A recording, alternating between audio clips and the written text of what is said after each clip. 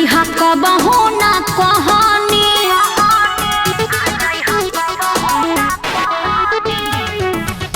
हम तो बोलबले न रहनी आ जई हा कबहू ना कहानी गरम बाटे परिवार गलती कैला बड़िया हो जानो जल्दी जाए के तैयारी में शादी से पहले ही सब लगे सोइया चली आइला ससुरारी में शादी से पहले ही सब लगे सोइया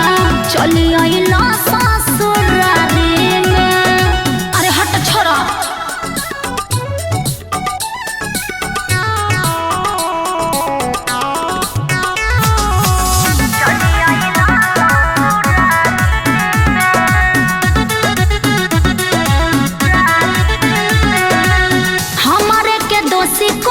कोई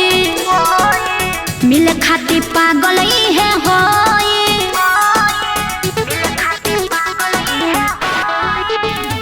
अरे हमारे के दोषी कोई मिले खाती पागल है होई नाम बदनाम तू करोइल हो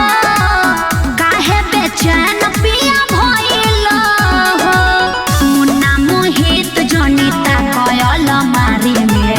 शादी से पहले ही सवाद लेबे सोइया